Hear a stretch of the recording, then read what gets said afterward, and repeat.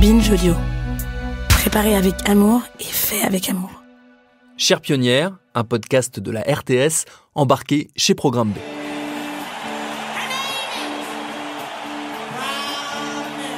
Quand elle commence à chanter son Proud Mary, elle a cette espèce de robe qui tombe comme ça, puis elle a les jambes qui sortent et tout.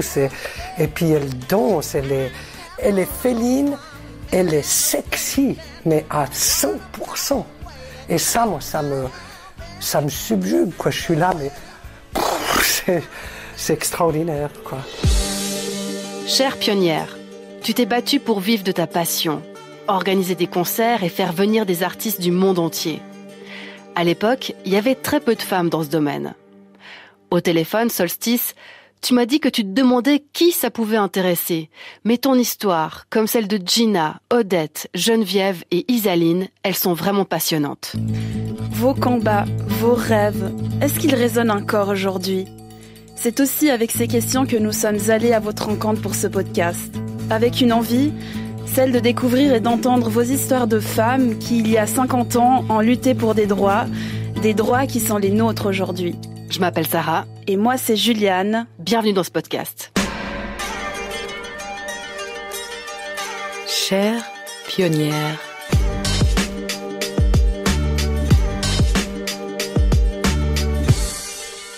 Un podcast de la RTS. 1974, des copines me disent qu'il y a ce concert et moi je me dis pourquoi pas, je veux découvrir ça. Et j'avais vaguement déjà entendu parler de Ike et Tina Turner. Je dis oui. Une copine achète les billets.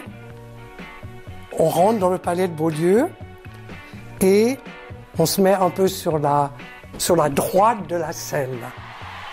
Et Ike et Tina Turner commencent leur concert. C'est extraordinaire, je suis en même temps bouleversée, en même temps choquée de voir aussi une femme noire sur scène. Pour moi, c'est la première fois. Et je suis complètement prise par la musique. C'est quand même du blues rock, c'est tout ce que j'aime. Et quand elle commence à chanter son Proud Mary, elle a cette espèce de robe qui tombe comme ça, puis elle a les jambes qui sortent et tout. Et puis elle danse, elle est féline, elle est sexy, mais à 100%. Et ça, moi, ça me subjugue, quoi. Je suis là, mais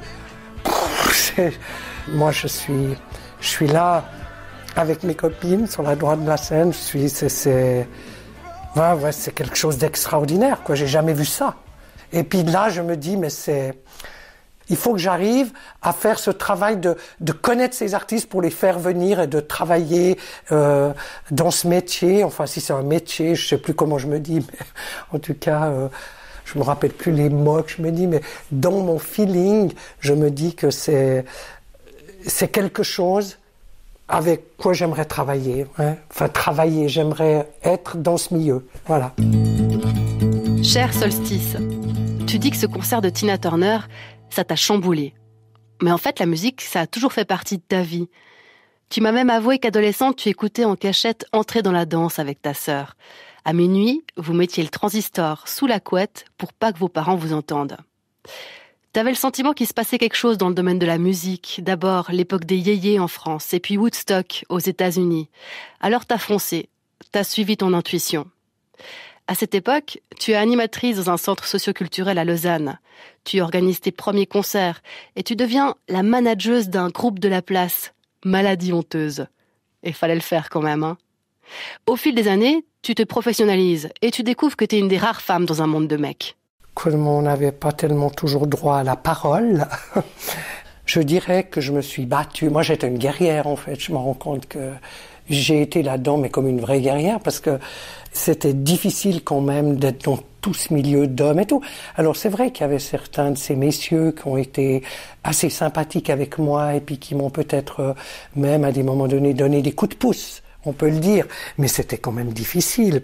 Il y avait des jeunes femmes, mais c'était des secrétaires, c'était des, comme on a toujours dit, attachés de presse, c'est toujours des femmes. C'est bizarre, on a toujours mis les femmes dans ces rôles-là. On les a toujours laissées derrière l'homme. Après, je dirais qu'après, quand j'ai travaillé pour le Lézard Rock, Gérard Héritier m'a donné une autre place de directrice artistique.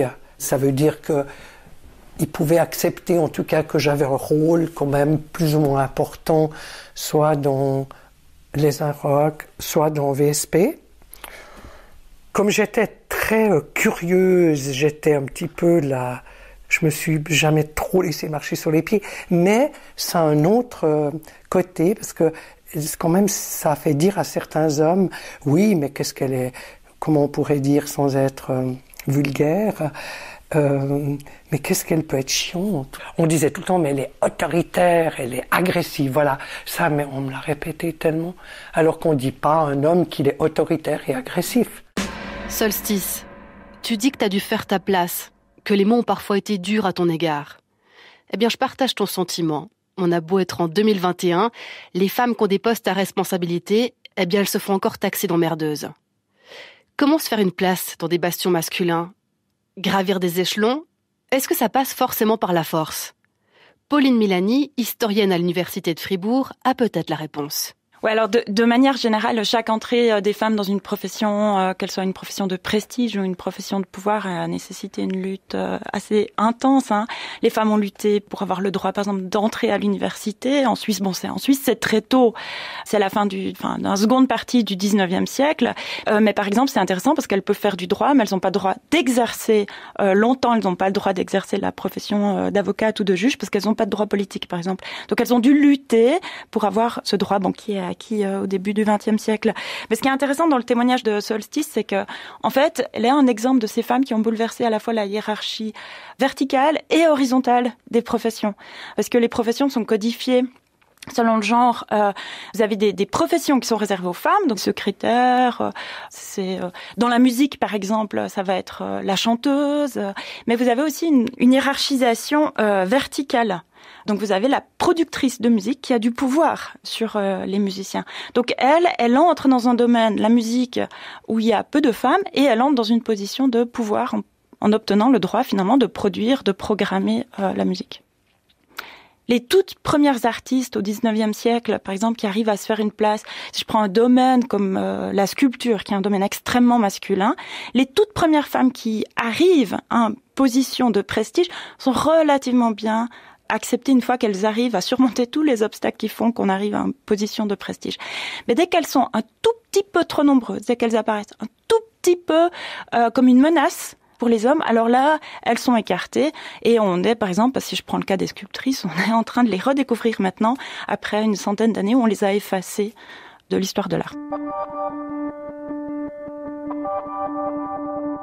Pendant longtemps, au niveau des mouvements des femmes en Suisse, le premier combat, ça a été juste d'avoir le droit de travailler. Les femmes sont périodiquement renvoyées au foyer. Elles ont toujours travaillé, évidemment, toujours travaillé de manière salariée, mais elles sont périodiquement renvoyées au foyer. Par exemple, en cas de crise, comme par exemple en Suisse, dans les années 30, vous avez une vague de licenciement des femmes. Dans les années 50, il y a aussi ce modèle très très fort de la femme au foyer. Et donc, un des premiers combats des mouvements féministes sur un long terme, c'est d'avoir le droit de travailler. Il faut pas oublier qu'en Suisse, je crois qu'on a un peu malheureusement tendance à l'oublier, jusqu'en 1985, quand on adopte le nouveau droit matrimonial, une femme mariée pouvait se voir refuser l'exercice de sa profession par son mari. Elle n'avait pas de droit de recourir là contre. Et puis, ce qui a beaucoup aidé en Suisse, c'est la question de l'inscription de l'égalité dans la Constitution fédérale, en 81. Qui en fait n'a débouché sur une loi sur l'égalité qui permet en fait d'attaquer les discriminations salariales qu'en 1994. Donc on est dans finalement à l'échelle de l'histoire suisse, de l'histoire des femmes, on est dans du tout récent. Cher Solstice, quand je regarde ton parcours, je suis super impressionnée. C'est quand même toi qui as fait venir Michael Jackson à la Pontaise à Lausanne. Aujourd'hui, tu as 70 ans et tu exerces encore ta passion. C'est toi qui fais la programmation du Caribana et du Venoche Festival. Les artistes féminines ont toujours été présentes dans ton parcours. Janis Joplin, Tracy Chapman, Björk ou encore Skin. Et aujourd'hui, tu ne te contentes pas de les placer dans des salles de concert ou dans des festivals. Tu fais aussi du coaching pour celles qui te le demandent. Tu les aides à développer leur réseau. Parce que, qu'on le veuille ou non, les femmes aujourd'hui, elles veulent avoir une véritable place dans tous les domaines. Maintenant, ça s'ouvre parce qu'il y a tellement aussi MeToo et tout. Faut voir comme les femmes arrivent maintenant partout. On dirait que les hommes ont peur ou même les gouvernements et tout. Tout à coup, il y a plein de femmes qui arrivent partout. C'est quand même incroyable. Donc il a fallu quand même des sacrés mouvements, il a fallu tout ce qui s'est passé et tout ces dernières années pour quand même qu'il y ait quand même de plus en plus. Alors, parfois moi, Sarah, je me pose la question, est-ce que c'est de la démagogie? Que maintenant ils se disent, ouh là là, il faut vraiment même des conseils d'administration. Écoute, tu vois fleurir des femmes partout, arriver partout. Donc je me dis, est-ce que c'est quand même un peu démago? Parce que maintenant, avec tous les scandales qu'il y a, est-ce que tout à coup ils se sont dit, non mais il faut vraiment qu'on mette des femmes partout, quoi. Moi je pense que il y a un truc, vous m'enlèverez pas ça d'idée, il y a un truc très démago. Un peu politiquement correct, quoi. Voilà. Enfin, un peu, très politiquement correct. Ouais. On commence à vouloir, mais c'est comme si c'était, on commence à mettre des femmes partout. Ouais. Comme ça, les mouvements peuvent pas nous attaquer. Ouais. Bon. Si ça peut permettre un réel changement, et si ça peut permettre vraiment à des femmes d'arriver effectivement à être, à diriger des sociétés, à se faire des places dans tout, alors qu'elles sont capables, qu'elles ont fait les mêmes études que les hommes et tout. Alors là, bien sûr, bravo, quoi. Pourquoi pas prendre cette opportunité pour y arriver? Mais moi, je sais pas, j'ai une petite intuition qui me dit toujours, finalement, tout à coup, on nous laisse la place. On veut bien nous laisser la place. Mais est-ce qu'on reconnaît toutes ces femmes de valeur, ces femmes qui travaillent aussi bien que des hommes et tout? Je sais pas. Je suis pas encore convaincue. Solstice. Moi aussi, j'ai parfois l'impression qu'on est dans du politiquement correct. Mais je ne désespère pas. J'espère qu'un jour, on n'aura plus besoin d'être une femme alpha pour accéder au pouvoir, aux postes à responsabilité, à la gestion d'équipe, et qu'on mettra des gens compétents en place, et pas ceux qui pissent le plus loin.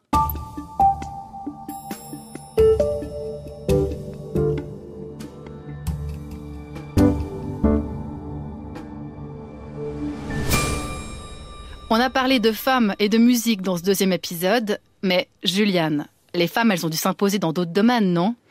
Ouais, tout à fait, Sarah, et pas que dans le monde des festivals et de la programmation d'artistes, aussi tout simplement dans leur vie privée. On a rencontré 5 femmes dans ce podcast et toutes ont bataillé il y a une 50aine d'années pour plus d'égalité. Du coup, Juliane, c'est qui notre 3e pionnière ?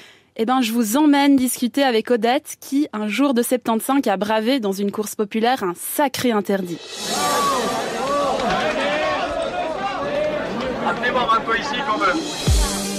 Chère pionnière, un podcast de la RTS en 5 épisodes. Il est signé Juliane Rancoroni et Sarah Clément. C'est David Golan qui le réalise et Magali Philippe est à la production. Vous pouvez écouter et réécouter Chère pionnière sur toutes vos plateformes préférées. Dites-nous ce que vous en pensez, si ça vous interpelle ou pas. Et puis c'est grâce à vos commentaires, à vos étoiles et vos partages qu'il aura une belle et longue vie. On vous en remercie. Et puis si vous aimez les podcasts, on vous encourage à découvrir Le Point J, le podcast de la RTS, qui revient sur la question d'actualité qui vous trotte dans la tête. À suivre.